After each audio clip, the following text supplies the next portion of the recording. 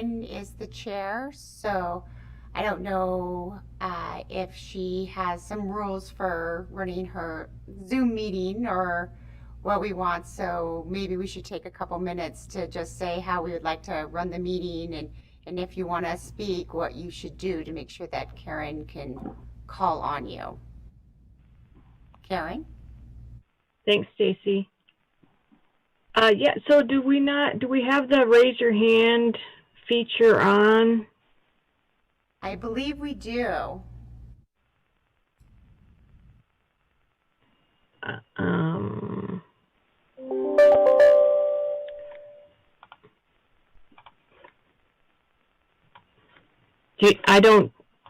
Does anybody share where that is then? Is it? Oh, yes. Yeah. This is George Merkel. If you click on participants down at the bottom, it should bring up a list on the right side, and at the very bottom there's a little button that says raise hand. Got it. Okay. This is Kent Brown with regard to that. So you don't have to click on your name, or you click on your name and then click on raise hand, or is it? It should just be because it knows, since you're clicking it, if you notice on the list, your name should probably be the first one on the list, okay. Meaning that you're the person associated with clicking that raise hand. All right, thank you.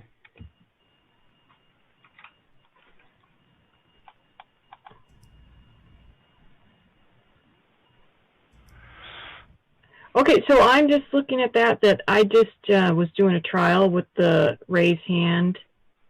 Do I not get to, do you guys see it for that my hand is up? Yes. Okay, so I don't get a visual though, if you're the one who raises your hand. Okay, okay. Great, so I guess that would be helpful if you would raise your hand, and I will try to keep that in order. I guess Stacy, if you can, if I need assistance that way, that would be great. If there are multiples, yeah, it always goes a little better on the meetings if we're talking one at a time. Stacy, do we need to do anything with just roll call, or are we good that way? I am good. I have the list of everybody, so I'm good. Okay, and then just the one phone call who's called in, just so I know who is that, somebody who's also on video but is called in for the audio? I do not know who 208-345-5913 is. I do not know that. That's probably me, John McDevitt. Okay. Okay, great. Okay, thanks. Then I just know who all's here and who's speaking then. Well, great. So I don't think we've been together since our December meeting. So we've got some minutes to go through first. And I guess I'm trying to figure out how I'm going to do multiple screens here. So our first action is to elect a new chair and vice chair. Any preference? Should we start with the chair position?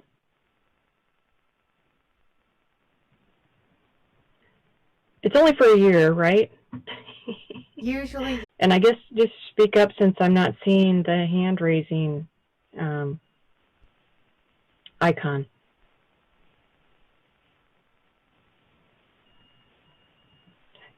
Mike? Oh, Mike, you're muted. Okay. I'm not now. Very good. And I don't have any other suggestions.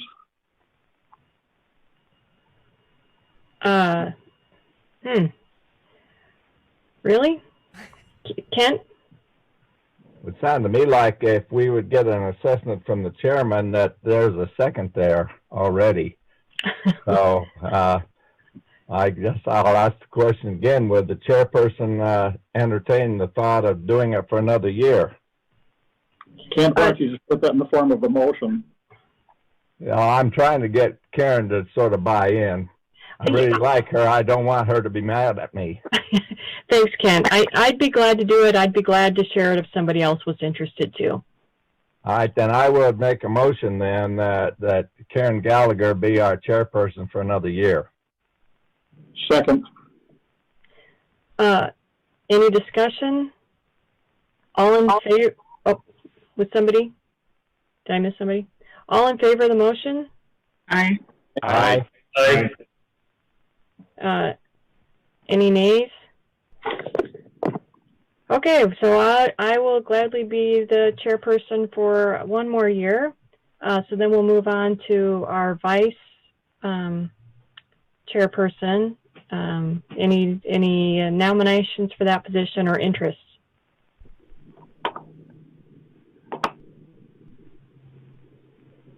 I think is Caleb our current one?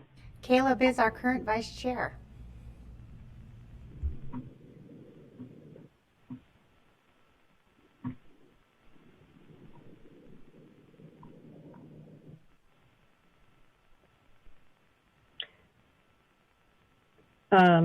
Any nominations? Anybody interested? And Caleb is on. I mean, you can see that he's on, but he was wrapping up another meeting, so he might be not with us, but he's logged in. So unless he can talk and let us know that he is on. Okay. Jenna, any chance that you'd be interested in vice chair? I can do vice chair.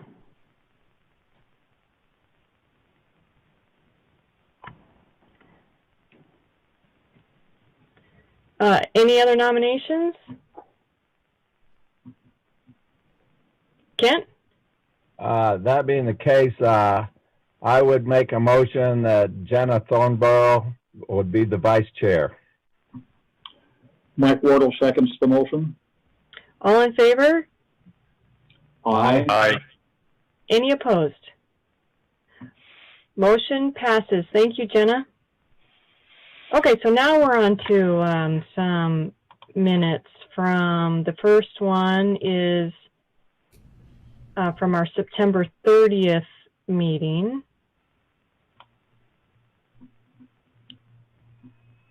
And Stacy, I know that back then I had a concern and I'm not quite sure what that was now, so I'm just going to let that go. Does anybody else have any items or concerns with or edits to the agenda? I'm sorry, the minutes as they're written? This is John McDevitt. The minutes seem to, I believe they include a transcript of the meeting. And within that transcript, as you read it, I think it's just because it's auto transcribing what was discussed. It didn't always pick up the correct words. So there are typos and maybe incomplete or confusing sentences. And I guess I'm just pointing that out. I did review the transcript and I thought it was helpful to look at to the extent I was able to follow most of the substance. But it just contained certain errors that stood out to me. And I don't know if it's something where we would want to adopt the minutes with the transcript stricken from the minutes, or keep them in there but with corrections. I guess I'd pose that as a question. John, I think that's a great point. I mean, Peter, you might really like it because part of it, you were a killer real estate agent. Somebody else was a stinky development director. And there was a pony thrown in there on something else.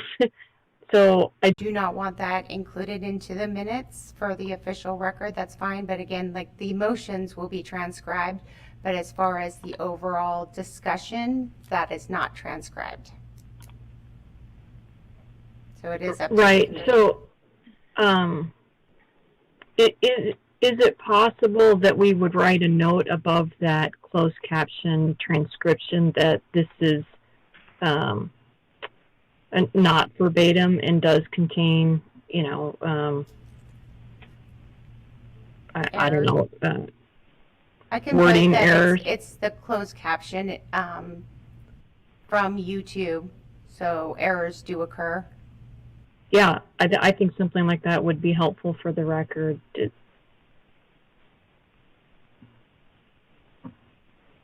This is John McDevitt. That makes sense to me. I think just having that indicated there, I would then make a motion to approve the minutes with that change. Is there a second? George Merkel, I'll second. Thank you. All in favor of the approval of the minutes from September 30th, 2019, with the caveat on the closed captioning that it does have some errors in it. All in favor? Aye. Aye. Aye. Any opposed? Motion carries. Moving on to item number 3, which is another set of minutes for December 9th, 2019. Any discussion besides the closed captioning comments on that agenda? Madam Chair, Mike Wardle. I didn't read any of, I didn't go through any of that. I just reading through the minutes, find them to be representative of what I remember, so I would move for their approval. Yeah, Mike, is that a move for approval with that statement over the closed captioning? That would be fine. Okay, great. Again, since I have not gone through that aspect of it, I was just looking at the printed document. I would second that. Great, thanks. All in favor of the motion to approve the December 9th minutes? Aye. Aye. Aye. Any opposed? Motion passes, and we're on to item number 4 with the CIP update and impact fee ordinance. This is an action item, and I think Mitch is going to walk us through that. Sure. Thanks, Karen. I'm going to share my screen here so I can give everybody a presentation.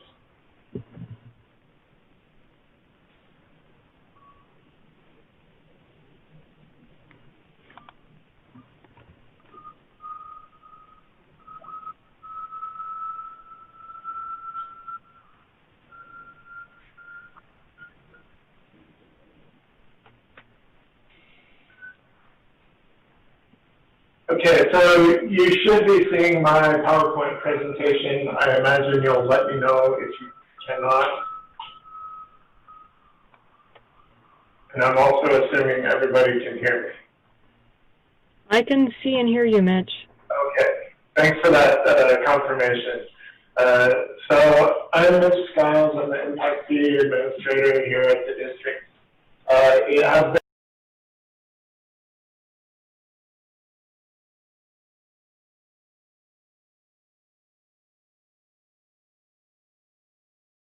a recommendation. This is kind of a key decision point since we're approaching the adoption date so quickly. So I would encourage this group to take action or make a recommendation today. This is the best opportunity for you to do that.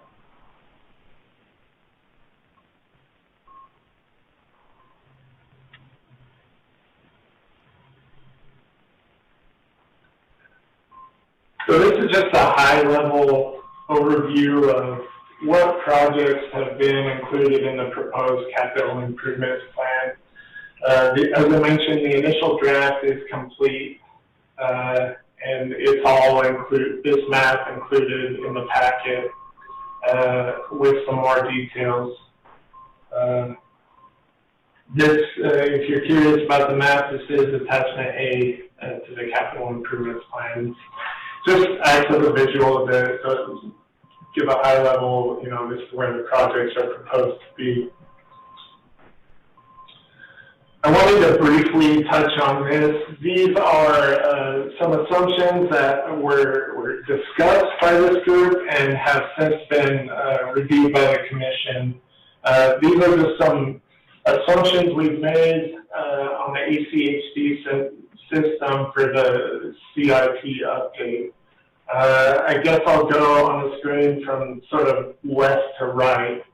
The first is Overland Road. And these were presented to the Commission in May as part of a master street map update. Many of you know our master street map and our capital improvements plan kind of go hand in hand. We use the master street map in a big way as a guiding document for the capital improvements plan update. So these were all presented there. The first is Overland from Linder through Meridian Road over to Locust Grove. We did point out there's some exclusive Idaho power easements along that corridor that make widening that section of 7 lanes very difficult, if not entirely infeasible. So for the sake of transparency, as far as how we would actually move forward, we've decided to modify the master street map, constrain it to 5 lanes rather than 7 lanes. The next is on Maple Grove from Fairview up to McMillan Road. This is another area that has a lot of physical constraints, namely houses right along the corridor. That widening of 5 lanes there is really impractical and infeasible, and the costs would greatly outweigh the benefits there. So we've constrained that one to 3 lanes. And then the final one on the screen here is that Cole-Glenwood couplet. Again, there's certain constraints there. We've assumed that as a project up until now. We are modifying the master street map to eliminate that from consideration. There is a public park that project would be required to go through, so the feasibility again is just not there. Mitch, while you're on that slide, on the Overland section, so understanding the physical challenges with the overhead power, what does the modeling show? I mean, at least for the segment, I guess I'm looking at that being one of our more major corridors, Overland. Right now, if it stopped at Linder, it wouldn't get us to the next interchange there at Meridian. And I understand the physical issues that we have, but what do we have for estimated traffic from the Linder to Meridian part? Do the trips not justify the additional lanes? So that is something that we looked at previously. I don't have those exact numbers in front of me, but it really was the case for all 3 of these projects that, you know, we do see it go over our sort of planning level threshold just a little bit. In this case on Overland, it would be in the 5-lane section, but it's not a drastic tip over that threshold. And I mean, as far as the costs that would be associated with widening this, it would considerably outweigh that benefit, that sort of capacity benefit we would see from widening the 7 lanes. And would that apply to the other segments on Overland, that they don't really need to be 7 as well? So they were, I have that in the draft. I could look at exactly what what sort of benefit that provides, but I should note before digging into that we've added those segments of Overland to the unfunded list because they're just not a high priority. I should clarify, and I'll get into this later in the the presentation, but the unfunded list is unfunded for design and construction, but we would still be able to preserve right-of-way along those segments of overland. So I don't know if that helps sort of address your concern, or if you want those numbers. I think it'd be great to have the numbers, especially for the next segment. I mean, when we buy right-of-way and it's so far out, or we're not, if there's some chance we're not going to use it, it has a detrimental effect on the development along it and the visual appeal of a road. And so if this road is only in southwest Boise at 7 lanes and doesn't continue into Meridian, it seems to me it would call the question, do we need 7 lanes for a road that is only serving southwest Ada County or Boise?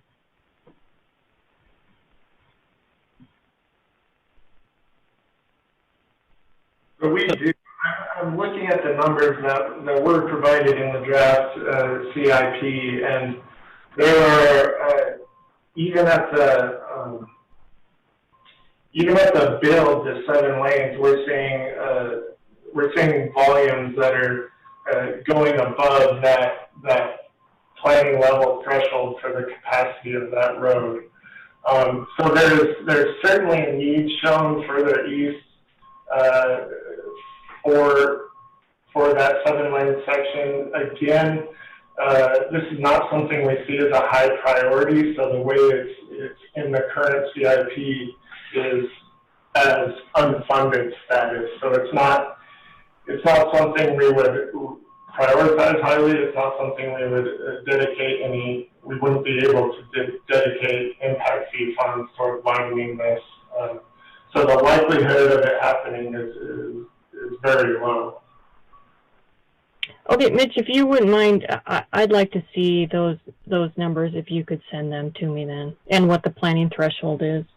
Yeah, I can do that.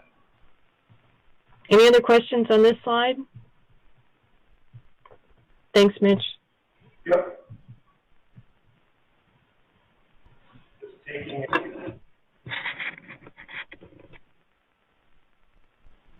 Okay.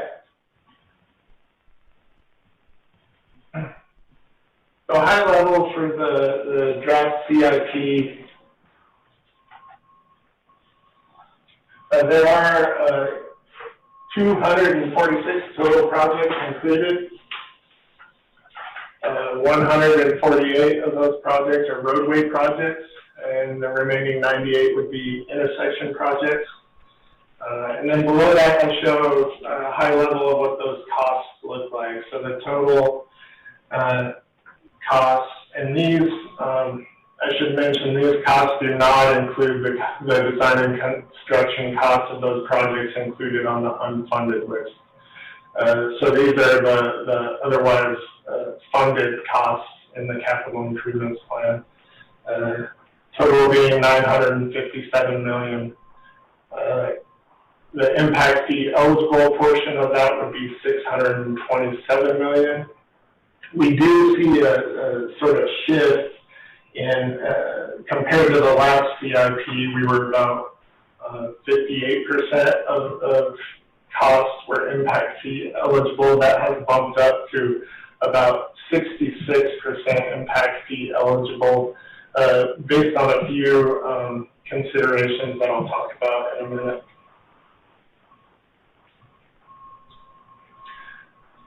So this has been shared with the committee previously, but I wanted to bring it back and talk about where we kind of finally landed as far as impact fee eligibility of our projects.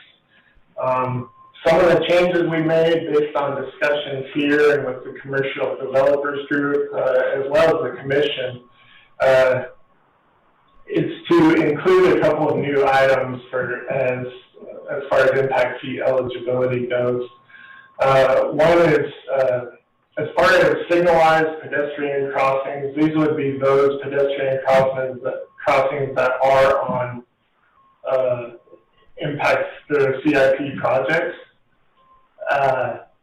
we would include all of those as impact fee eligible costs. It used to be just if we had to relocate an existing pedestrian crossing, that was all that was impact fee eligible. We've added, we've included as eligible costs. An example, we would add a new pedestrian crossing along a CIP project. That would now, under this proposed CIP, be impact fee eligible. We also made some modifications to the way we treat bridges. Bridges have been impact fee eligible in the past for the new lanes that we add when widening a roadway project. Now, based on some feedback we got from the commercial developers group, we would consider that when we have to replace a bridge, and the only reason we're replacing a bridge is to widen a road, at least a portion of that would become impact fee eligible. We've come up with a way to determine the remaining useful life of those structures. If there is a good amount of useful life remaining when we have to replace those, it would increase the eligibility of the existing portion. One other thing to note is right-of-way has always been impact fee eligible under our capital improvements plans. One thing we're adding in based on our both our master street map update and our most recently amended roadways to bikeways plan is any corridor that's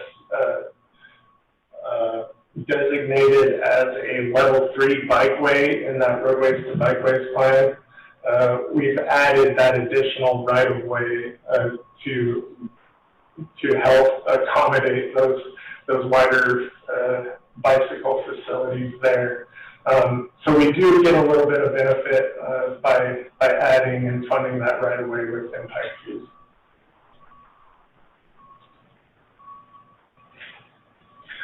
One thing we always have to talk about when we talk about a capital improvements plan. Just a second, Mitch. I have a question. This is Kent Brown. Sure. I'm sorry, I was trying to figure out how I do that. I would like to talk for a second about the bridge rebuild being added. You did mention that if you had to replace a bridge, then a portion of it due to expansion of a facility would be eligible, and you would do that. I should add, that should also include not necessarily replacing it and just making it wider, but in some instances in the past, we have, I would call it, renovated the bridge that's in place, but have expanded its capacity. The one that's the best example in the whole valley is Capitol Boulevard Bridge. Years ago, when we rehabilitated that, we added a lane, and it was at great expense. No, the reason that we had to do that. So that ought to be included. It ought to be explicit. It doesn't require that it be replaced. But also in some instances, it is possible to leave the old bridge there, fix it up, but add on lanes. And there are several other examples where we've done that. So that ought to be included, I think. Yeah, and if I can just clarify, thank you for that comment.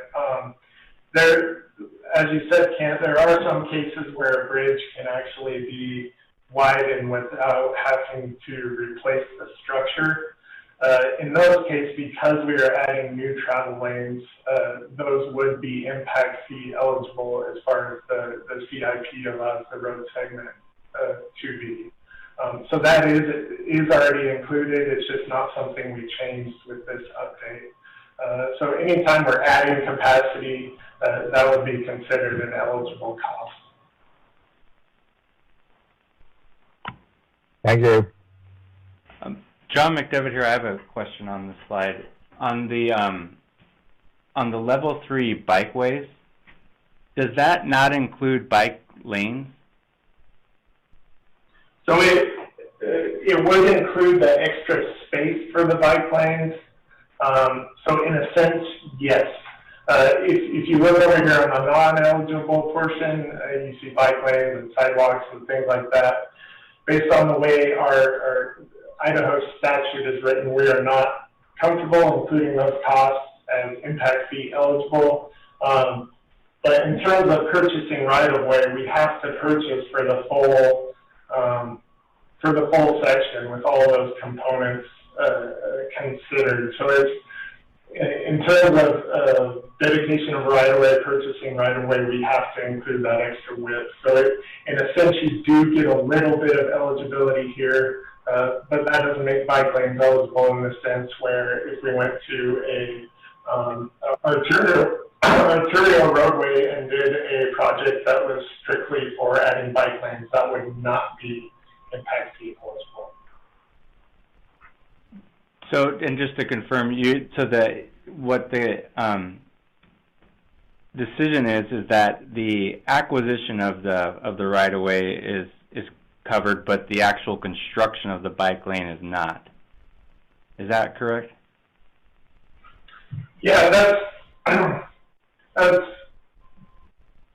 at a high level, yes. I mean, a lot of the pavement is impact fee eligible. So in a sense, when we're doing a capacity adding project on an arterial roadway, the bike lane becomes kind of just another portion of that project. So it does get some, materials costs and things like that become impact fee eligible. But that eligibility is more based on, the width of the actual vehicular travel lane. So it doesn't, it's not fully included in that. So it's yes and no is sort of the unclear answer I would give. No, that makes sense. I understand. Thank you.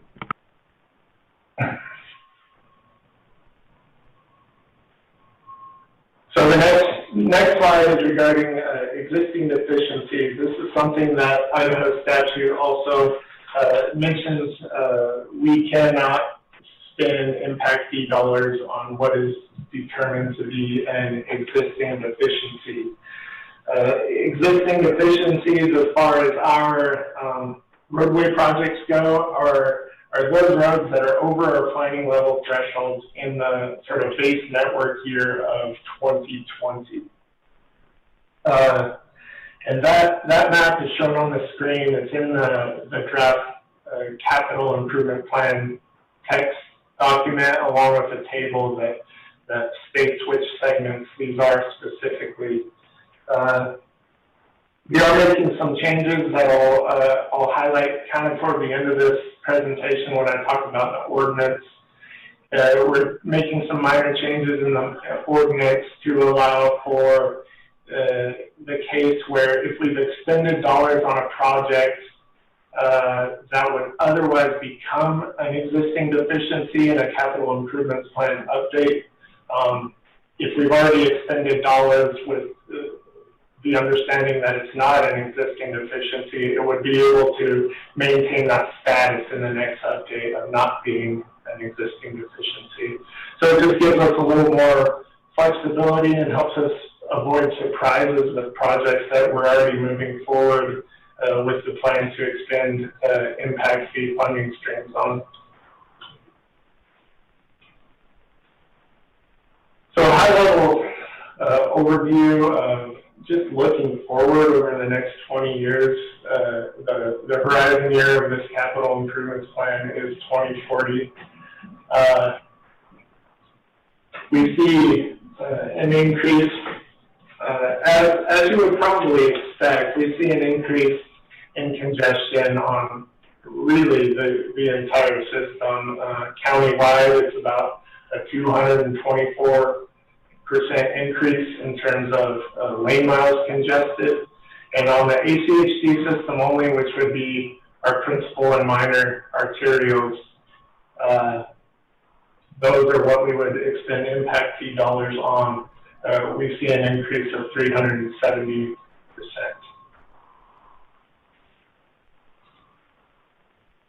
mentioned earlier, the master street map is kind of a guiding document for as far as the ultimate build of our arterial road segments. So that document sort of constrains some of our roadways as far as how much they can be widened. So this is something else that we include in our capital improvements plan update. Anything that is over capacity at its sort of full build out in the master street map is shown here. And this just gives you an idea of what is being built, how wide it's being built, and that we are sort of constrained by that master street map and the ultimate width of some of those.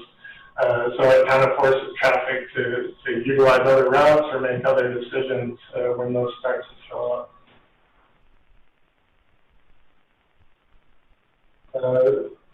The other item we certainly have to consider when we're updating our capital improvements plan is revenue and where funding is going to come from. We ultimately have to balance to both our general fund revenue for the non-eligible costs and our projected impact fee revenue for the impact fee eligible costs. Our revenue allocations are based on ACHC's strategic plan and commission actions since then that sort of guide our capital budget and our integrated 5-year work plan. So this is sort of the breakdown of those projected revenues in the general fund by category. I did mention an unfunded list. This is what that list looks like, and those projects that are included and their associated design and construction costs. I mentioned earlier that anything on the unfunded list, we would still move forward with corridor preservation or the purchase of right-of-way for these. It's just we recognize them as lower priority projects that we wouldn't likely construct in the 20-year time frame anyway. So it just gives us some flexibility to continue to preserve right-of-way, but knowing that these likely won't be built, or our intent is not to build these in that time frame. Mitch, real quick, this is David Corcoran. Just one quick question on this. Karen was talking earlier about that segment of Overland there west of Locust Grove. Just purely from a spreadsheet perspective, or from a documentation perspective, is there any downside to if that were to remain but stay on the unfunded list? I guess the only difficult aspect of that is that a lot of that right-of-way is not purchasable, if that's a word, with those exclusive easements for Idaho Power. We could include those costs here, but we wouldn't go after those portions, even if a development was to occur. We've experienced that already in the past, where we've recognized that our CIP shows we should be purchasing right-of-way along those segments, but we go and pull a title report and these exclusive easements come up, and it's not, we would essentially have negative equity in those portions if we were to go and purchase land, because we would have to, to do any sort of project, we would have to move those gigantic transmission lines. So it's something that could be considered, but it's not, from a transparency standpoint, the likelihood of us actually going and constructing anything wider than 5 lanes there is not realistic.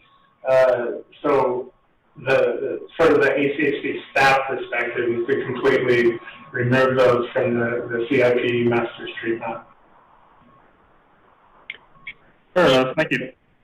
Mitch, follow-up question on that then. So the power lines are on one side, and I thought I saw one of the maps that showed what properties would need to be bought off if the alignment was shifted. Is that? Can you refresh my memory on that? Yeah, I think that was probably sent out prior to the last meeting that we were supposed to have, but never actually got to talk through. The property, and I may have some information on that. The property impacts by shifting that road to the south were considerable. So the notes I have here say it would require 21 plus residential buyouts, potentially some commercial buyouts, a minimum of $10 million in buyouts and damages is what our estimate would be just for those segments. So trying to shift that corridor to the south would be, from a cost to benefit standpoint, again, the costs seem to significantly outweigh the benefits. So, Mitch, just following up on that, I mean, what if we were to get the right of way through development as properties redevelop? It could happen. A lot of that is built out and established, so the likelihood of redevelopment there is, I mean, anything could happen, but the likelihood of redevelopment there is not high. Okay, one just follow up. Well, I actually have a different question on Fairview. So on Overland then, so this is for traffic projections to 2040. Do we have what build-out traffic projections are? For 2040? No, on Overland. I mean, you know, anytime a city requests that a change to the master street map be made, you know, we look at the 20-year projection, but we also look at what, looking at the city's comprehensive plan and what the trips would be, and you know, at that point in the future when everything as planned gets built out. So if I understand correctly, you're asking for the projections on Overland Road in that 20-year horizon? No, beyond the 20-year. So the 20-year, you know, the planners take a look at their comprehensive plan and say, we think this amount of development will take place. We've got you know, the zoning has an envelope of an intensity of development that could happen there. So the full development of the property that would happen at some point in the future called build out. You know, Marianne Waldinger has done modeling both on 20-year projections, but also for build out of the comprehensive plan so that we get bridges and some other things ultimately built or the right of way for them. So I'm wondering if there's how much of a difference there is in the 2040 projection compared to the build out projection. And I'm I guess continuing to ask these questions because when we designated Overland Road for 7 lanes and as I think a higher mobility corridor, I just have flags going up that if we're not going to connect to the Meridian interchange with that street, you know, does that change the mobility corridor since it's not really even moving you through one city to the next city? It's not really a regional connection then. So I just really want to make sure. I know that costs are an issue. You know, we had roads such as Curtis Road that were expensive too because of needing to buy out, but they do provide that cross connection in our county. So I want to make sure that we're covering both the cost issue as well as the future traffic projection issue. Sure, and I understand your concern. I don't have those build-out numbers. I have not seen those, so I can't speak to that component. It is something that was considered in this process. At staff level, we are comfortable moving forward, reducing that down to just 5 ways. Okay, so and then my next question is on Fairview. So Fairview, we've got 2 segments that are shown here as unfunded, which you're saying that these then are not a priority to move forward.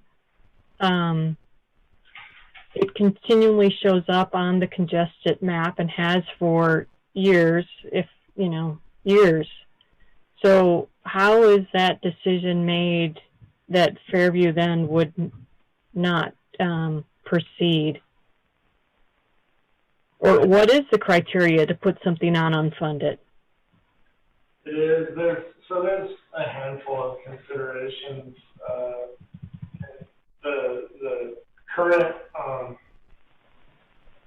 The current sort of direction on Fairview that we've received is just that it's not. It's a challenge to move those projects forward.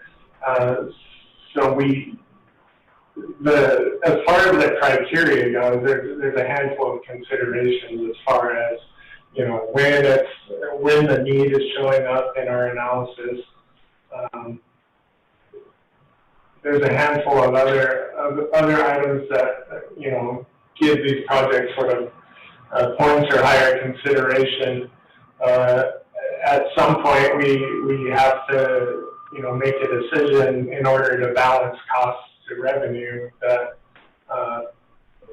we have a certain amount of constraints there with the projected revenue, so we have to make some calls as to what ends up on this list. So it's not it is a pretty good prioritization system, but it's no perfect system, just like any other prioritization system, I guess. So I don't know if that really answers your question. But the Fairview, as far as ACHD is concerned, those projects are difficult for us to move forward, and they become a lower priority to us at this point in time. I should mention that our capital improvements plan is updated every 4 years. By statute, it has to be updated every 5 years. And, priorities can change. So in that time, there's always an opportunity to, if we have some more sort of momentum behind some of these projects, they could shift forward a little bit. Thank you, Mitch.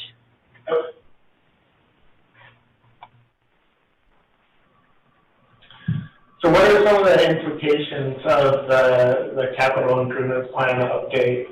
On the screen, I show a high-level overview of kind of the bottom line and how this translates to, how we move forward and operate under this plan. The bottom line is about a 9% increase in our impact fees that we assess on new development. This slideshow just shows 3 of our common rates that we use pretty regularly, some things that you would expect to see in development moving forward. Obviously, single-family residential is where most of our impact fees come from. That current rate is $3,143. Under this plan, it would increase to $3,435 per unit. That's sort of the single family is sort of our standard that we compare our impact fees by, and that's just to show you how all this translates to how we move forward. Oh, I should note also, if you're very detailed in your review, you'll notice that there was a discrepancy between the costs in the table and the costs shown in the capital improvement plan. Very minor, but I did want to note that these numbers will differ very slightly from what's what was in the packet that you saw. I think this in the packet was this proposed single-family residential rate was $3,437 rather than $3,435.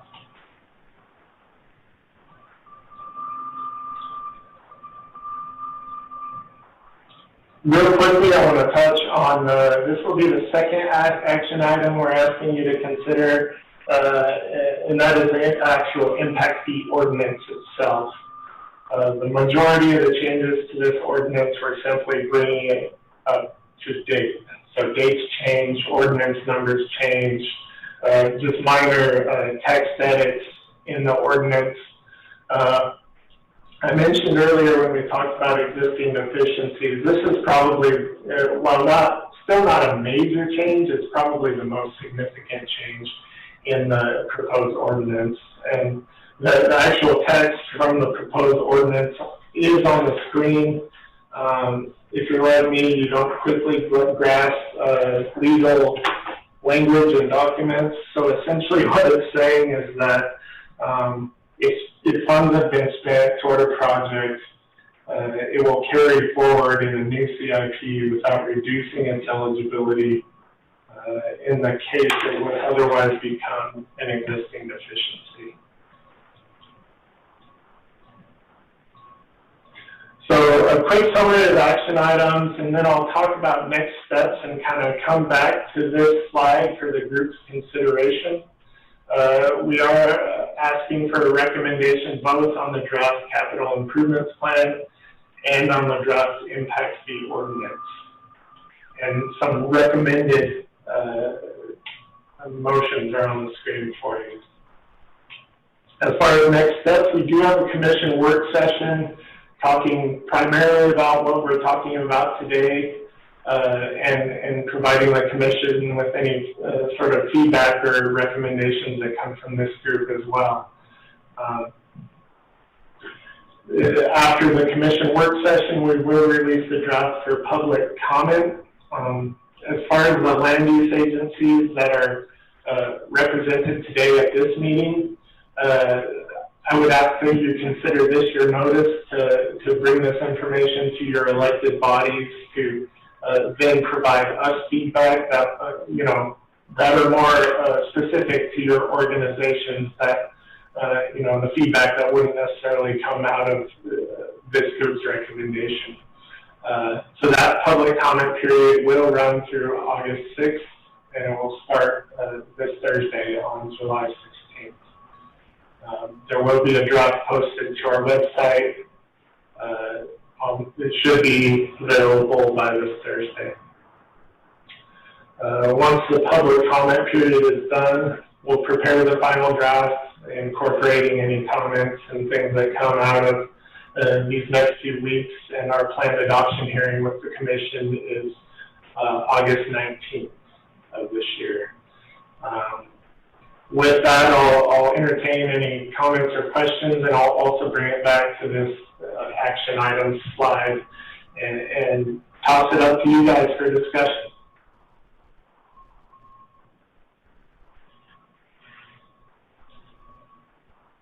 Any questions or comments from the committee? Yeah, Karen, this is Caleb. Go ahead, Caleb. Mitch, can you, I do kind of need you to double back a little bit on the last answer you gave Karen on the unfunded list. You kept saying there's a handful of reasons, but really all I heard was that, in particularly on Fairview, it's hard. It's difficult for the district. Well, that isn't necessarily a criteria. And just looking at the costs, I didn't see that they were, overly expensive. So I guess just because there's some high priority projects for my city that are on that unfunded list. So what are those handful of criteria that go into determining whether a project is on the unfunded list or not? So, yeah, thanks for that question. I felt kind of lame about the last answer I gave. So I'm going to take another stab at this, and you can give me some feedback as to if it's satisfactory or not. So the things we do consider are, as I mentioned, the sort of timing that we show up in our analysis. if something shows up in the out years of that analysis, it has a higher likelihood of ending up on that unfunded list. The other items we consider are the actual functional classification of the roads. Principal arterials may get a higher priority than a minor arterial, for example. We take a look at transit routes and see where those are running. Those can also provide points. And another item is that city feedback is important on these items. So if there is something on the unfunded list that, especially for the land use agencies, that your city sees as a priority, I would recommend that you give that feedback to us, especially in the public comment period.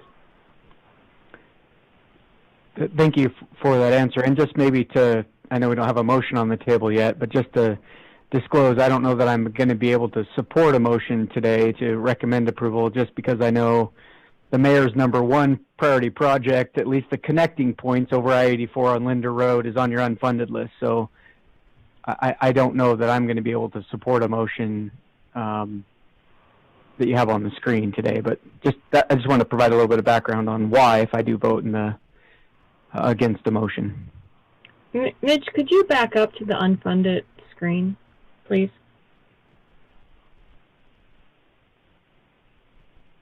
Yeah, so here it is. It should be showing.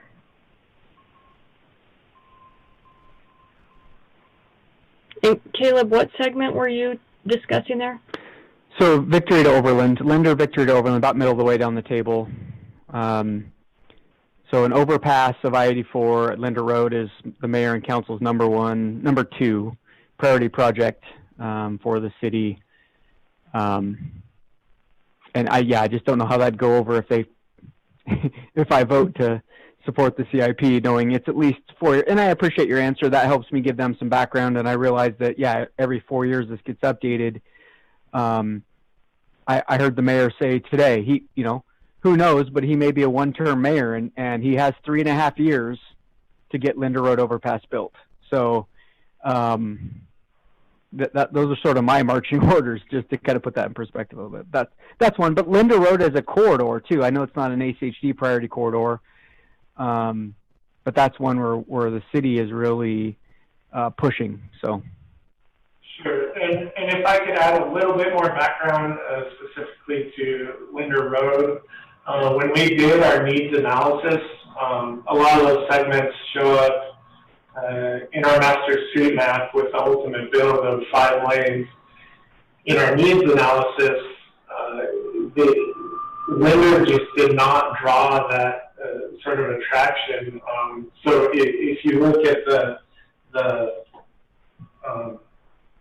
CIP map, those portions of Linder only showed a need for a 3-lane improvement, which is essentially just adding that center turn lane on those segments. So if those segments were to show a need for 5 lanes in the capital improvements plan, they would have a higher likelihood of not being on this unfunded list. So, Mitch, just a follow-up question again on Fairview on this list, because my recollection is that Fairview is listed as one of the Commission's priority corridors. Is that your understanding? Yes, that is my understanding, is that Fairview is one of our priority corridors. Mitch, this is Kent Brown. I want for just a second to make a comment. I'm sure I understand exactly what Caleb is saying, and I've heard that very comment applicable to other streets over the years involving Meridian. But maybe some of the others haven't thought about the fact that particular segment, the major problem is a major portion of that project to do that involves ITD. And at least the last time I looked at their plans, there are no plans in the foreseeable future for them to get the money together to pay for that overpass. So if ACHD puts this on in their plan as funded, then there is a major disconnect that occurs, and when they do that, it skews what other projects that they might be able to put in that could conceivably be done that don't have that blocking it. I realize it's a problem, and I'm sure that Caleb thought of that, but we've had that very issue in other streets where, in order to put a facility that really would make an improvement in there, you got to have money in ITD. So, thanks, Ken. If I could clarify a little bit on that, the overpass would actually be the segment to the north. So it would be Linder, Overland to Franklin.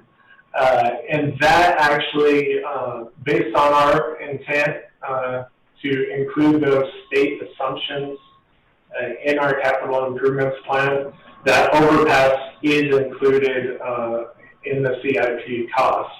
Well, I shouldn't say the overpass. That segment is, we cannot assume the ITD portions of the costs in that analysis because it does require ITD buy-in. But it does show ACHD's commitment to continue to consider those overpasses or the associated segments where needed.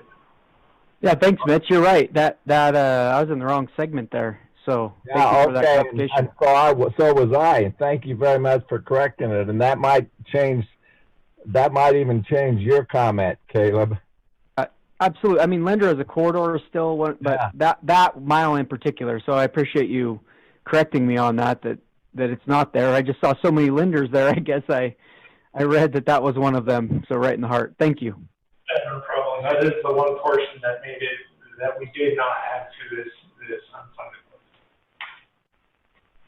list. Mitch, would you mind taking us to that, I think, second to last slide that talks about the existing deficiencies, and can you just walk us through maybe 2 examples of how that would play out? Yeah, I'm assuming you're talking about this slide. Yeah, right. The ordinance. Yeah. So the examples I can think of are, I don't have these right in front of me, so forgive me if I get the road segments. But I mean, even if you make something up, I mean, just to give examples to put, what this, how does this play out in real, or make-believe situations? Yeah, so I believe it was Maple Grove, just as an example, even if I get the segment wrong, we'll use it as an example anyway. And you guys can tell me about it later. But Maple Grove, Victory to Overland. In the past CIP update, it actually was an existing deficiency, but it was only deficient for the need for a 3-lane improvement. What that means is if we widen it to 5 lanes, the lanes beyond the 3-lane improvement would still be impact fee eligible. We have extended, under the previous CIP, we have extended dollars on that project. As we go through the existing deficiency analysis in the new CIP update, that one triggers over to, otherwise outside of this ordinance update, would trigger over to be an existing deficiency still, but for a 5-lane deficiency, meaning we wouldn't be able to spend impact fee dollars on that road segment because it's an existing deficiency. So this, the intent of this language is to allow for that to continue. For this project specifically, what it would mean is it would allow it to continue into the new CIP as only a 3-lane deficiency because we expended dollars on that with the understanding that it was only a 3-lane deficiency. So it just helps us to complete those projects that we had the intent of completing without them falling over into non-impact fee eligible status. Okay, so then just for clarification, what would fall into the existing deficiency category then? So anything that in sort of our base CIP network that is showing over our planning level thresholds as far as projected volumes go, based on the 2020 year. So it assumes, you know, completion of projects at the end of this fiscal year. So anything in that network that shows beyond the planning level thresholds would otherwise be an existing deficiency.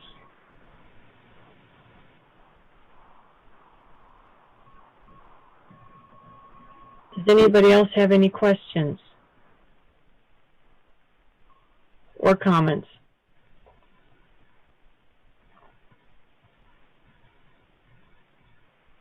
No, Madam Chair, I think that makes sense. It really just, to clarify, it's really just a way to ensure continuity between CIPs if a project is already under development.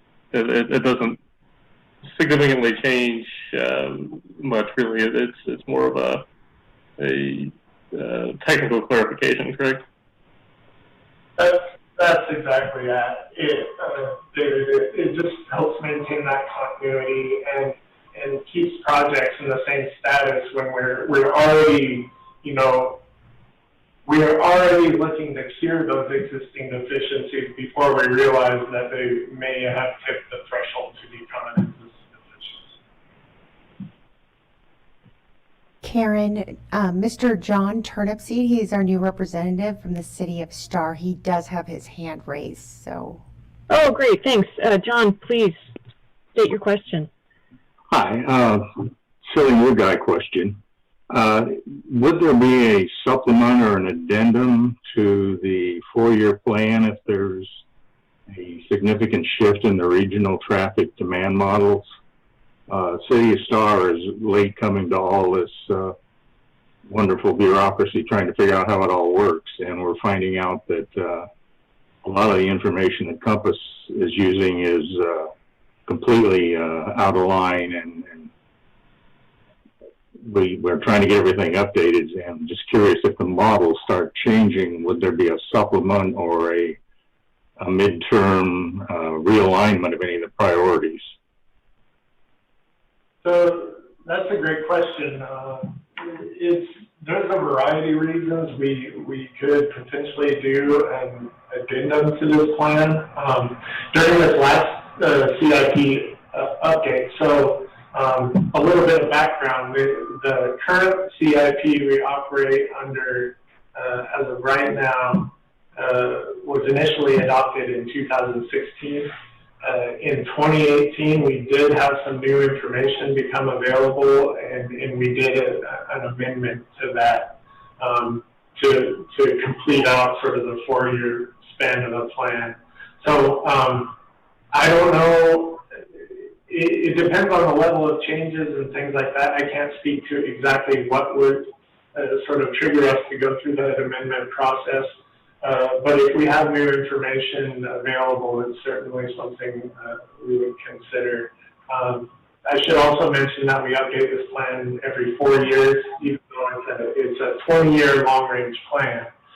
We update it every 4 years, knowing that, you know, things could change in that time frame. Okay, that helps. You know, we're finding out that, for example, Compass was showing the household estimates for STAR for 2040, and we currently have more approved plats right now than they show for 2040. So we're quite a few orders of magnitude out of sync with everything, but we're trying to catch up. Thank you. No problem. Thanks.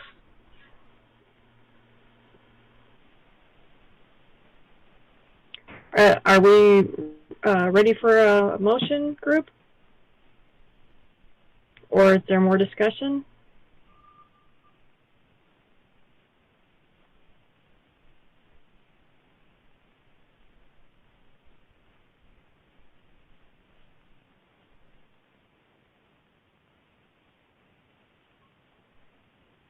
Karen, Kent. so I can break this and we can proceed. I would, I assume we could probably do this maybe in one motion. It's all on one thing, and I don't think there's anything procedurally to preclude that. So I would make a motion that we recommend approval to the ACHD Commission, approval of the 2020 CIP, as was briefed today, and further part of the motion, recommendation to the ACHD Commission, approval of impact fee ordinance number 246.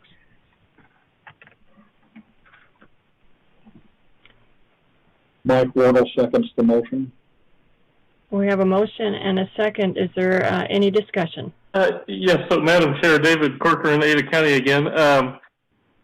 The county is prepared to support both the CIP and the impact fee ordinance, given that, you know, this was intended to be minor in nature, and that was the timeline.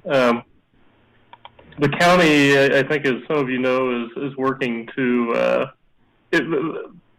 begin looking at impact fees for some services, including EMS, fire, and things of that nature. We are going to be looking at a zonal impact fee model for EMS. And I suppose the county, we would really love to see, and I think it might benefit this group, we would love to see us come back to look at a potential zonal impact fee model and what, or at least just to see what options are out there and do some sort of analysis to that effect, you know, well in advance of beginning the 2024 CIP process. So, you know, I don't know if that needs to be, I don't know if that's something this group would be interested in recommending to the commission as part of this effort, or if that's something that maybe we should just note separately in our written comments to the to ACHD as part of the CIP, but just wanted to throw that out there real quick. Chairman, this is Jenna Thornborough with Garden City. I really appreciate that comment that David just made. Garden City Council for a long time has had discussions with ACHD related to impact fees in the request of more along the lines of what's being spent in Garden City and how it can be spent. And I think it would be, if there's going to be a long-term look, a deeper dive into the impact fee ordinance in the future, to really look at the policies and the state statutes, and also how the impact fees are charged in areas where there's been a long-standing discussion about fairness, and really make sure that is being captured within the ordinance.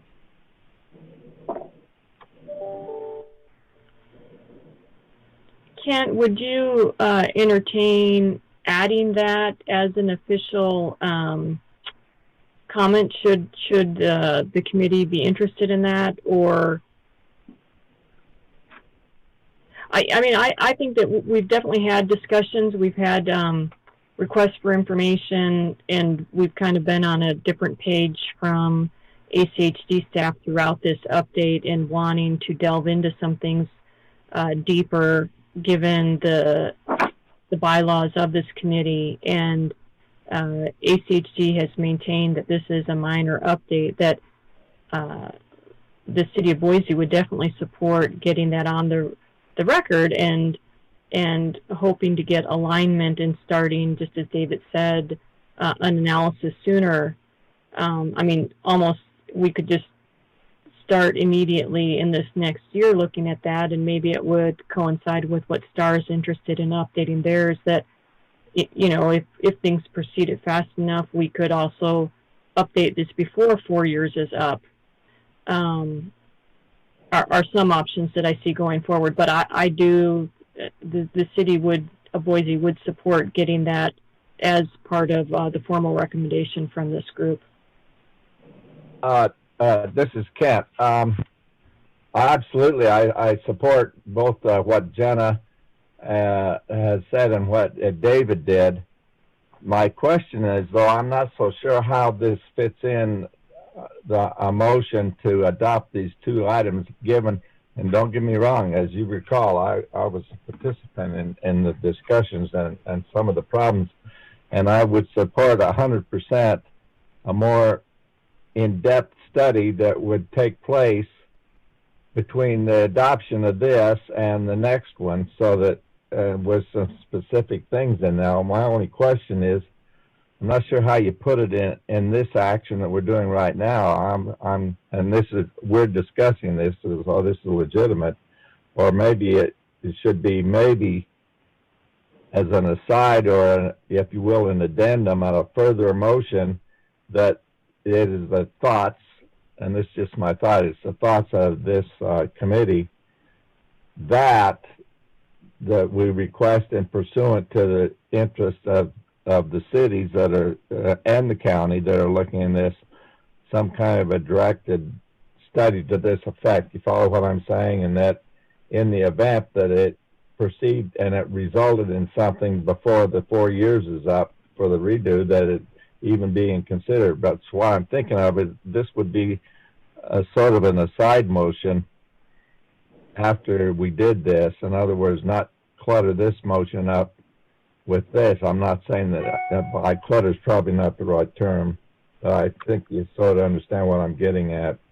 I'm not sure how it fits in our recommendations to the ACHC on these specific actions, because it's not going to be part of it's not going to be part of this draft CIP, and it's not going to become part of the draft impact fee ordinance. Instead, it's sort of an action that we want to be done before we do this again. Now making sense? Yeah, thanks, Kent. I think that's a good point. Mitch, do you have any input on how that communication would best take place?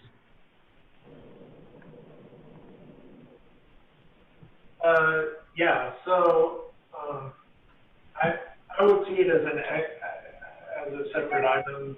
This group can recommend really anything they want to the commission. And that's sort of your role. So I would leave it up to the discretion of the group. But if I were to make a recommendation to you, it would be to keep the two items as separate motions. Okay, thank you. I do want to put on out for consideration that I'm still concerned about that Overland segment that we've been discussing with the power poles on it, and I would feel more confident proceeding with that if we had more information beyond the cost on the other segment, so that we don't look at it piecemeal, but actually look at it as a corridor. Madam Chair, I'd support adding it back into the unfunded list.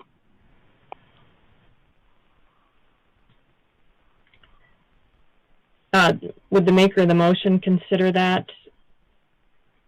Well, the maker of the motion has a question that I don't know if. Well, I guess my question would be, Mitch, what's the impact of this? Because my understanding is this has already been put into the master transportation map, that's already been accomplished. So I'm not sure what if we put it in the unfunded list as 7 lanes. What we're talking about is 7 lanes versus 5. If we add it into that, I'm not sure. Is that all right? Can we do that, even given the way the map has already been done? Mitch, if I can jump in there, I don't think the master street map, we're still just in a draft situation on that. It is not done at this point. That's correct. If I could clarify on that, the master street map presentation I referred to was a work session format where those changes to constrain the master street map were presented to the commission, and as far as we know, there wasn't any comment to do otherwise. So that's kind of where it stands with the commission right now. That said, this group can, as I mentioned, make My recommended motions on the screen are obviously not the motion that you have to make.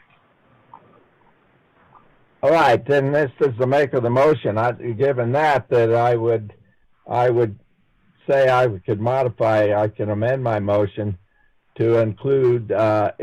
part of the recommendation that a 7-lane section is, remind me, Karen, I think that's 2 miles there, but be placed back on the unfunded list as 7 lanes, and a recommendation that the master street map that has been presented to them be amended, the proposal that's before the commission, that it be amended to restore that section to 7 lanes, and with a view towards further discussion about this in the future.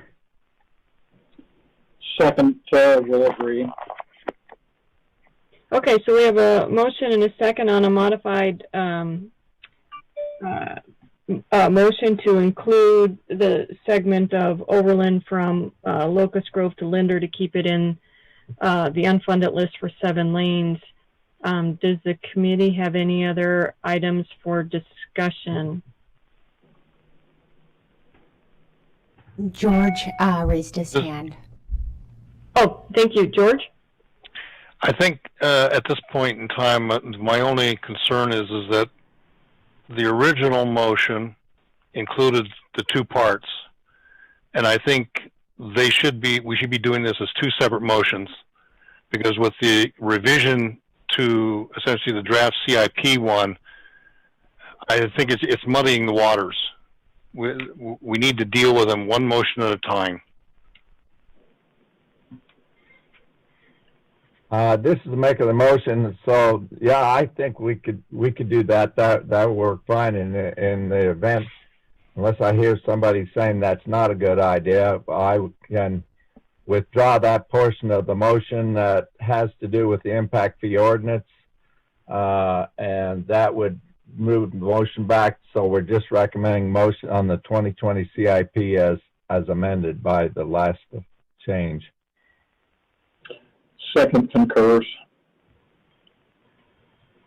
Further discussion? All in favor of the motion? Aye. Aye. Any opposed? Great, motion carries. And so now we're on to a recommendation on the draft impact fee ordinance. So I guess I will continue this to make the other motion.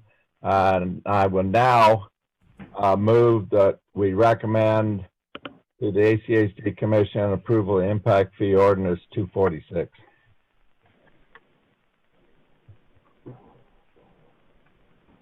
I'll second that. This is George.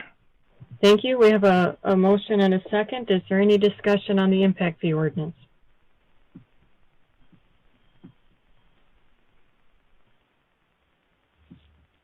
Stacy, I'm not missing any raised hands. No, you're good. Okay, great. Okay, so then all in motion of recommending approval of the draft impact fee ordinance, please signify by saying aye. Aye. Aye. Any opposed? Great, motion carries. So now, Kent, I think we're on to our bonus recommendation. Karen, this is Kent Brown. I would request, I think they know the wording better, that either Caleb or Jenna help us by putting together some kind of a motion that would seek to make a recommendation to or not so much a recommendation as a request on the part of the sense of this committee to do what they are proposing with regard to studying this whole issue of what are the proper uses of impact fees and what could be done about it. So, Madam Chair? Yes, Caleb. Sorry, yeah. David seems like he has some talking points to that. If he's willing to make the motion, I would just say I support everything you guys have said thus far about looking at districts, reevaluating districts and purpose of impact fees and everything else, but I'm not prepared to make that motion, so. Yeah, Madam Chair, I can make a motion. So I would move that we recommend to the ACHD Commission that to direct staff to prepare an analysis of impact fee revenue allocation to cover multiple zones, or to prepare several different scenarios that we can use to evaluate for the next, in advance of the next CIP update.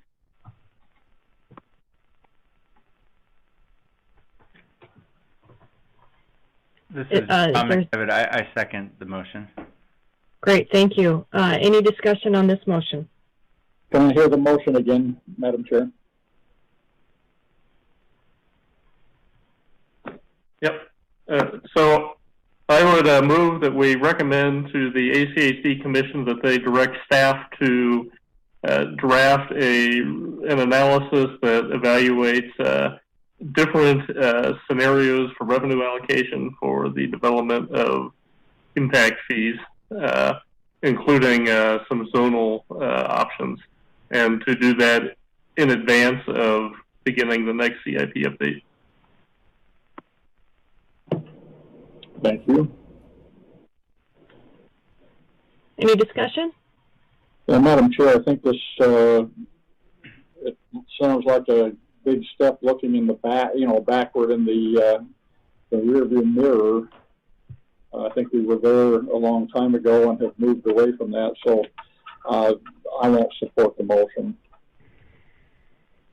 Any other discussion? All those in favor of the motion?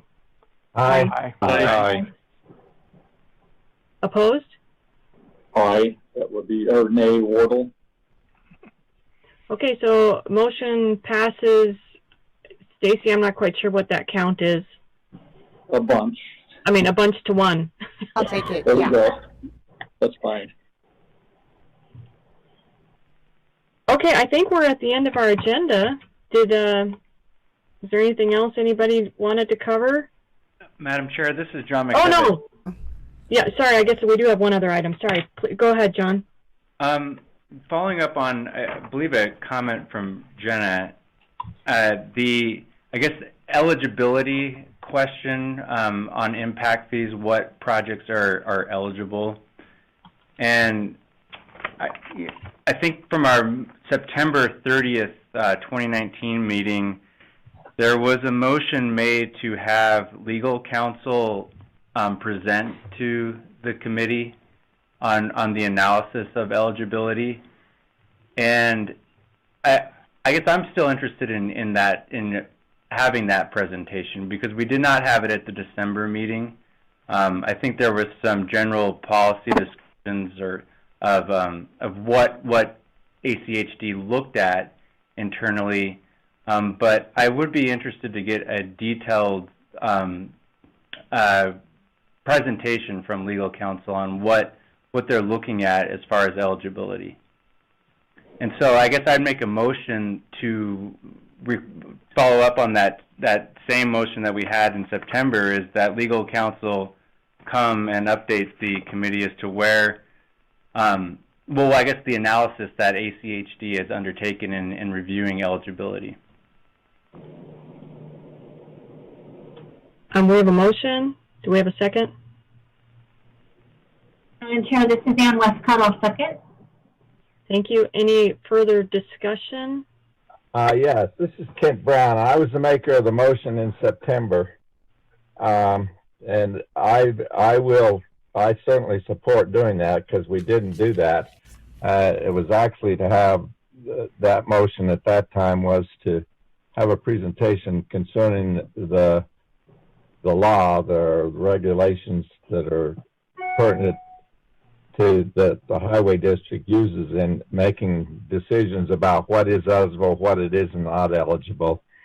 Before we vote on this, however, I think we can probably do this legitimately. I would like to ask Stacy if Stacy could comment on this, because there were a whole lot of issues that came up about this, and some of them I don't want to directly say what my involvement in that, but it was not well received. I think I would be able to say within the highway district. So I would really like to have Stacy comment if she has any thoughts or recommendations to us about what are the implications of us proceeding with this.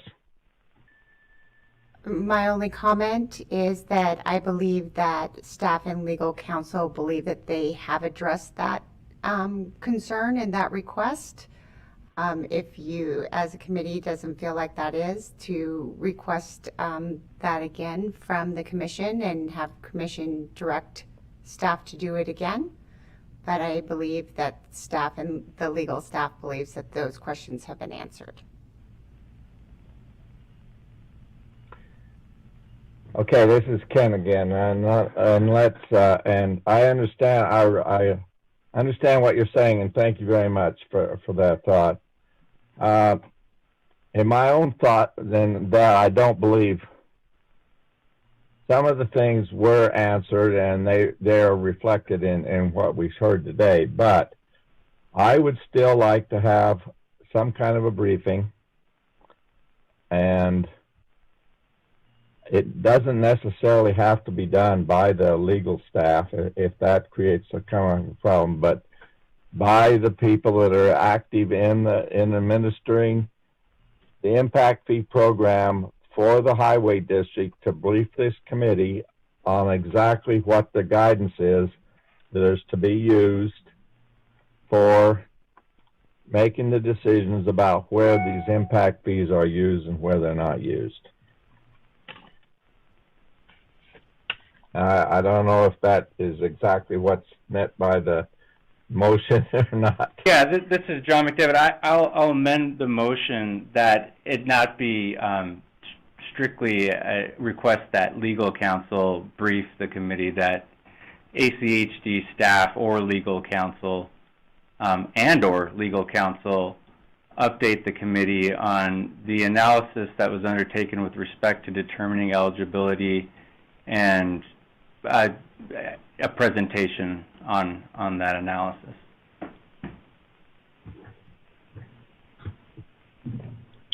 Okay, so we have a motion and a second. Is there further discussion?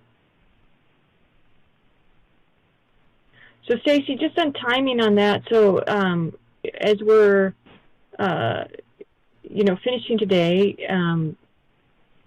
this was one of our bigger tasks is to make a recommendation on the CIP and the impact fee. So will we still meet quarterly going forward, and that we could work on, as we made that request, to get that presentation and maybe start working on some of our other requests? We can do that. As most of you probably know, that Mitch will be leaving us very soon. He's going to be taking a position with Compass. So he's finishing out, and we're looking. I don't think somebody has been hired yet. So there is going to be a transitional period over the next couple months, but we need to get back on schedule so that we can start working on some of these requests. Your recommendations will go straight to the commission ASAP. So we'll get working on those. Okay, great. So we have a motion on the floor. All in favor? Aye. Aye. Aye. Any opposed? Okay, motion carries, passes. And then we've got our final item on the agenda, which is on the 5-year work plan, correct?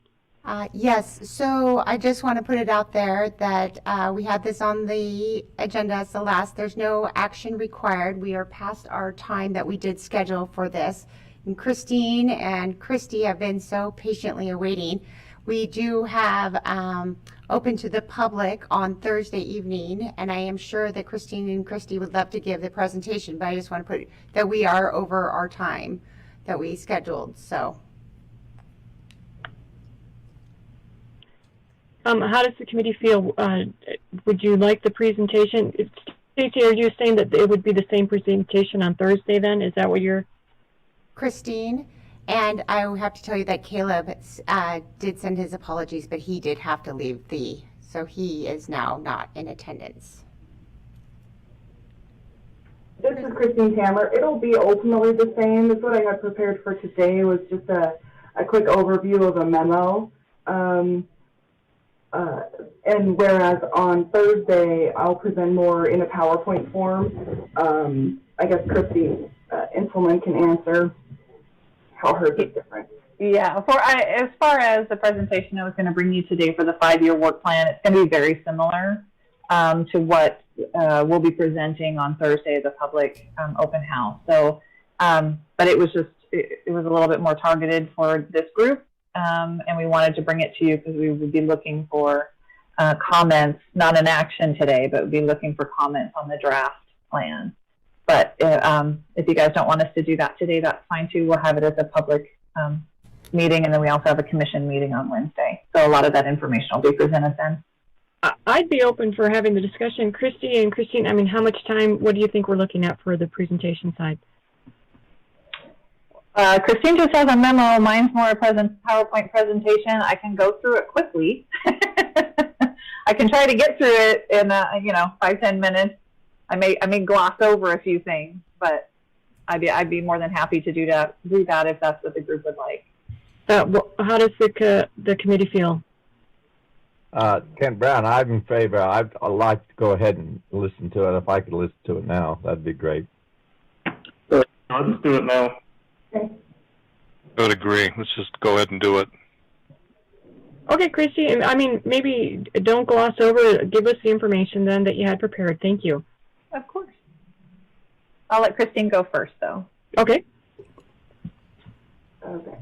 I'm assuming you guys can see this memo. I did send it to Stacy, so she can send it out to the group. I apologize for the tardiness on it. Just a time coordination thing these days. So again, as was presented in our first work session with the commission last week, we were looking at a budget of $134.7 million. On the property tax side, which is something the CICAC is typically invested in, we have not programmed any increase in our property tax certification. That is no 3% increase, nor is it any increase for the new construction rule. That is just for FY21.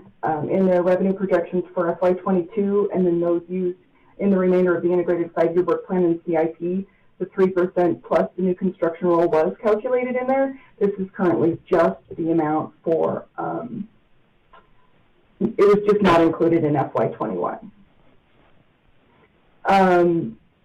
I'll scroll down to this second sheet. This has more of the capital side on it.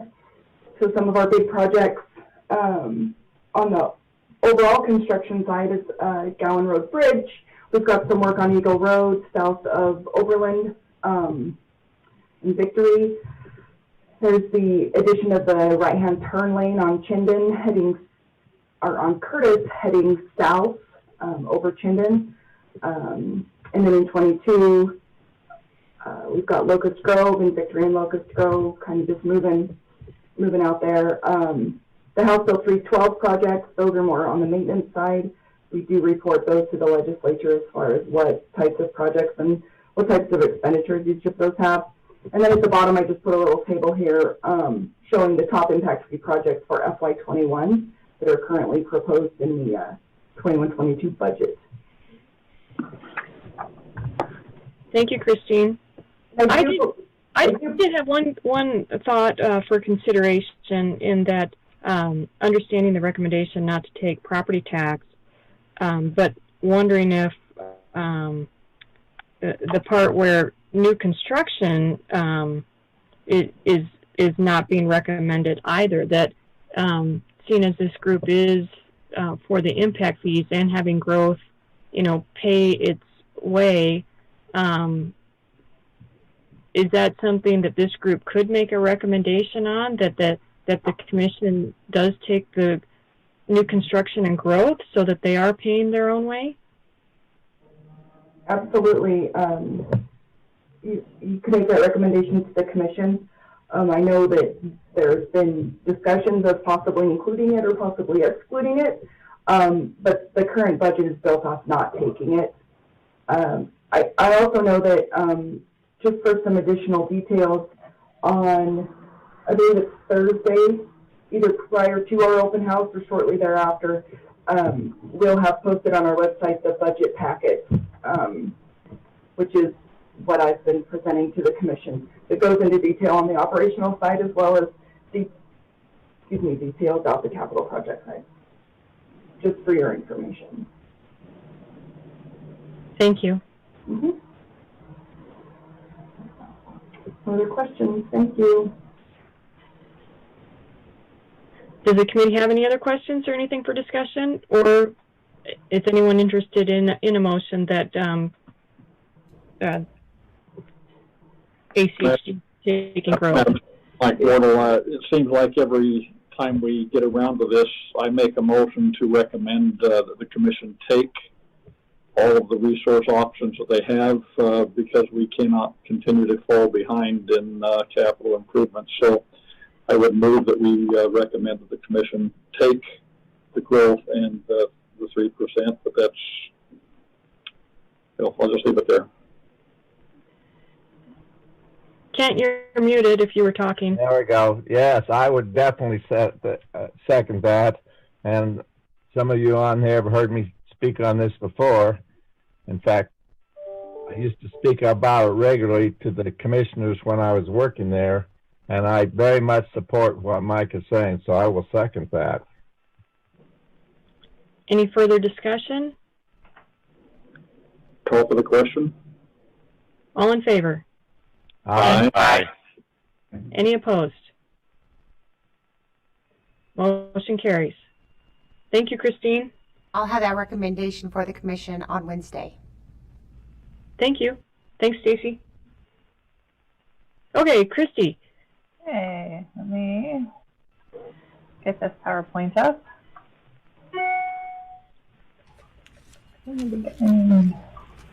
Oops. All right. That showing up good for you guys? Yes. You bet. Yep. Ready to go. Okay. Okay, so I'm Christy Inselman. I'm with the Planning and Projects Department, and this is just a brief presentation of the draft 21-25 Integrated 5-Year Work Plan. What are some of the takeaways we'd like for you today? And first off is it's an investment in all modes. The draft plan shows investment to continue to make progress toward full build-out of our networks, as well as continuing to identify new opportunities to invest in the community.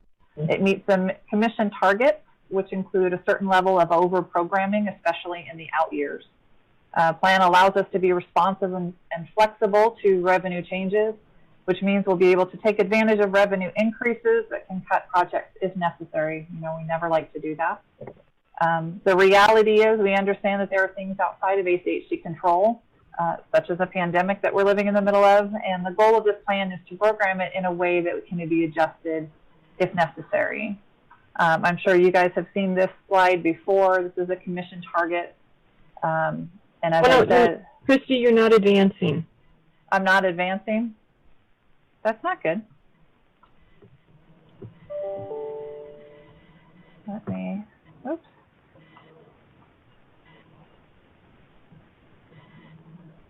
What are you guys seeing right now? Is it just The cover sheet. Still just that? All right, let me stop share and try it again. Okay. Technology is so much fun. Okay. Ooh, there we go. Am I seeing that commission targets now? Yes. Yeah. Okay. So with a certain level of revised revenue and over-programming, we're showing that over the next 5 years we'll meet commission targets. Obviously, this depends on future funding availability, especially in our out years. As you can see on our level 3, we have highlighted the secondary focus enhancement. So with regards to funding, obviously that's going to, the core community and CIP would be impacted. Okay, let's see if you guys follow me. You guys see this one? The draft process? Okay. I just want to make sure it's still it's playing right. Yeah. Okay. So last year, the commission tasked staff to work with them early and often to develop this year's plan. So this is just a review of how many times we've gone back to the commission. We've conducted 5 work sessions beginning with our annual report that we did in January, and that's still available on our website, with the most recent in May to review the community programs. And then we also had other outreach efforts out to the public, our partner agencies, cities, school districts, and county, and then had review by ACHC staff of this first draft. Okay. So the results from the annual report were utilized to help guide the programming of this year's 5-year work plan. The information we compiled allowed us to see areas of greater need within Ada County so that we could focus additional efforts. The draft includes a revised 5-year work plan introduction that provides greater focus on how we're doing within each area. And we broke those out into major roads, sidewalk, bike facilities, and ADA accessibility. I'll be going into greater detail on those items as I continue. And then as part of the introduction, project lists from each neighborhood planning area will be provided. So we broke that out to make it a little bit more accessible to the public if they're focused on, their area and what projects are occurring near them.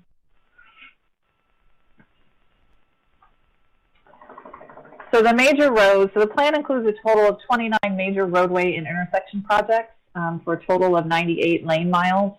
That's an increase of 8 projects from the annual report that we did in January.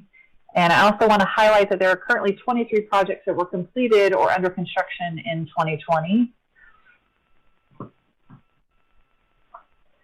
And this slide, I just wanted to focus in on one of the areas that came up when we did our annual report as an area of additional need. Obviously, we're doing roads and intersection projects throughout Ada County, but we wanted to show you this, and I can show you the entire plan in the interactive map at the end. But this is the Boise Southwest area. Through the annual report, it was evident that Boise Southwest area was a hot spot of need, and staff is looking to identify this as one of our priority, instead of a priority corridor, a priority area. We've accelerated several roadway and intersection projects in the area, as shown on this map, as well as added new projects, which you can see here on the list. And we're still focusing, obviously, on our priority corridors, which Cloverdale is one. And on the big map, I'll show you that 10-mile intersections are also part of that. Christy, just one quick question on that, because part of what I'm seeing in yellow seems to be the roads that we just had the presentation on that were existing deficiencies.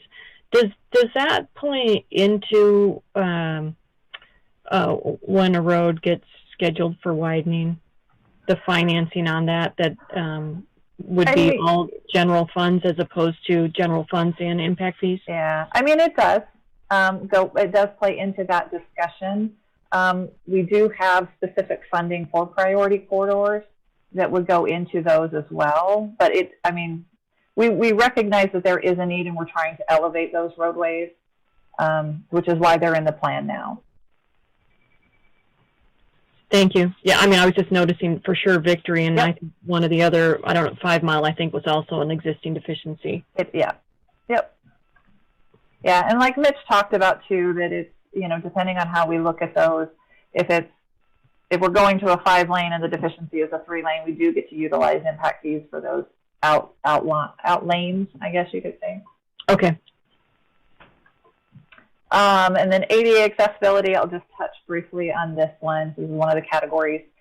So we're continuing to improve accessibility through our roads, intersections, and community program projects. We are doing an additional inventory on our ADA facilities this year that should be completed in October.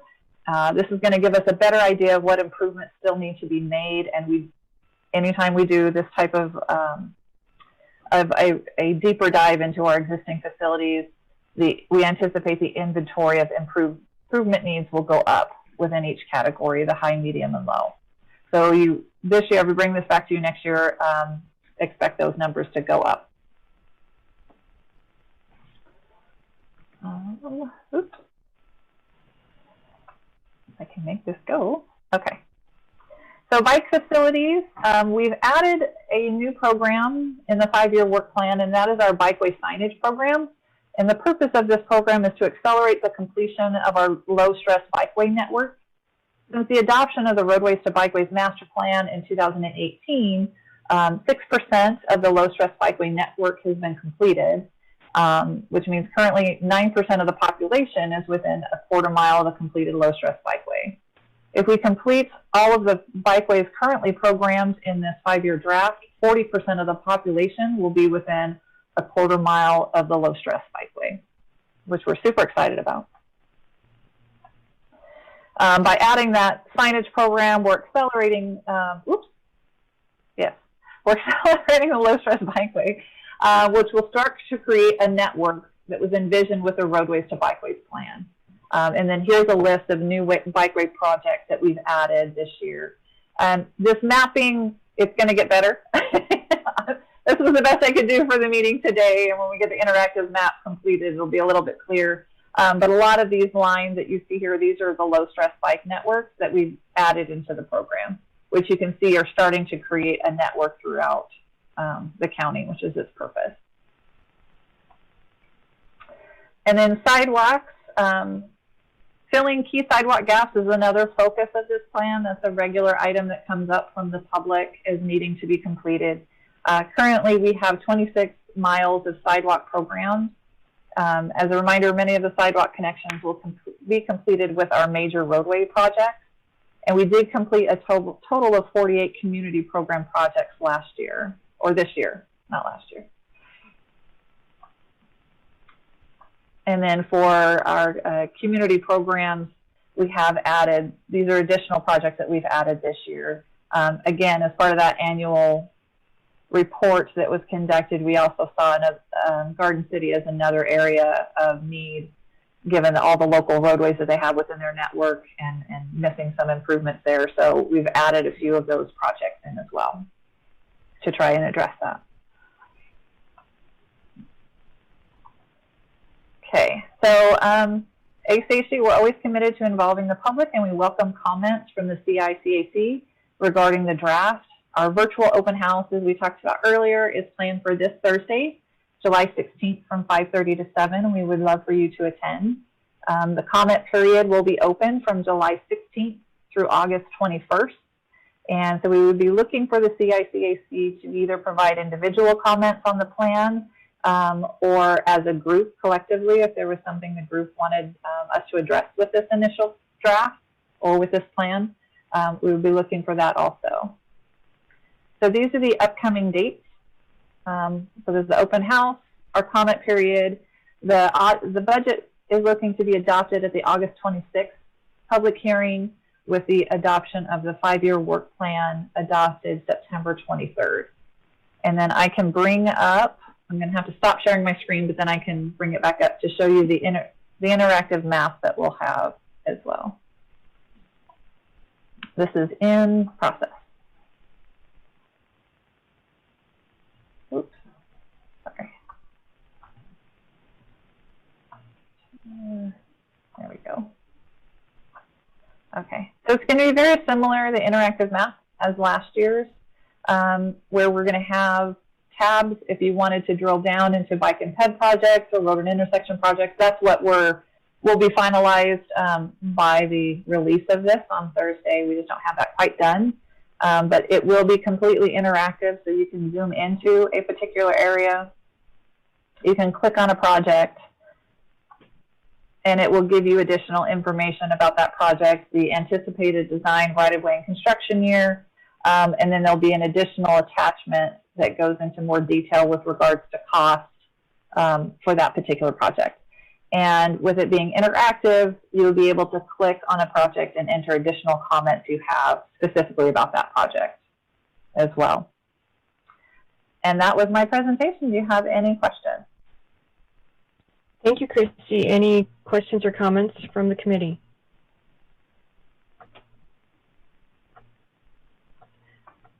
I have one. So, Christy, just looking at the bicycling network needs, the sidewalk gap needs, we know we've got existing deficiencies in street capacity as well. I think all of that wraps into how we approach going forward with the 5-year work plan, and and how we allocate the resources that the district has. And it still seems like there's a whole bunch of need on ped, bike, and possibly, I don't know, the existing deficiencies and where they rank as far as, the known criteria we have of level of service. And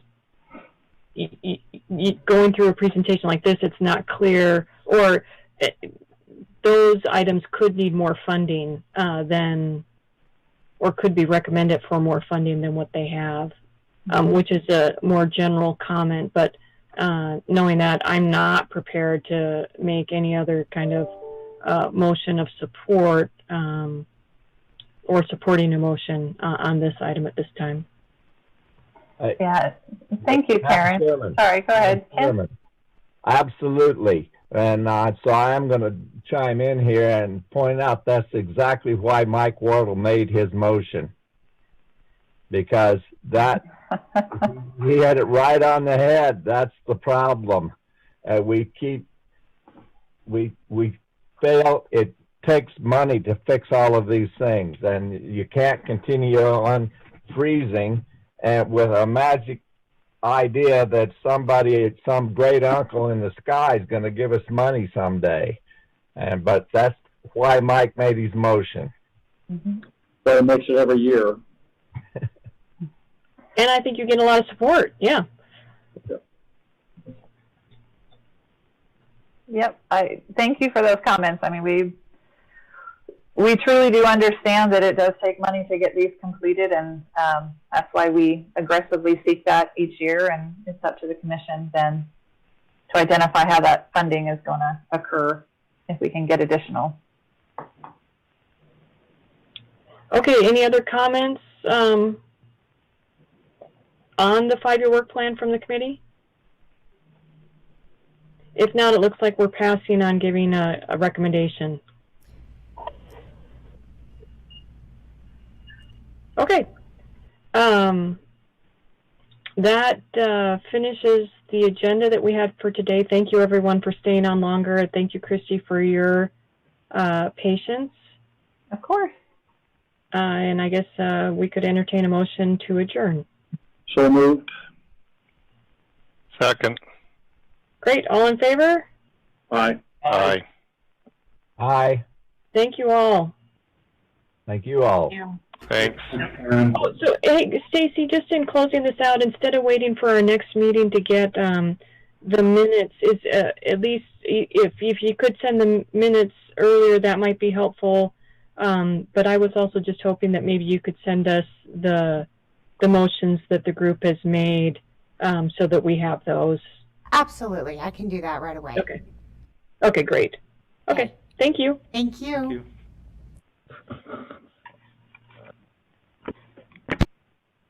Goodbye. Oh, no.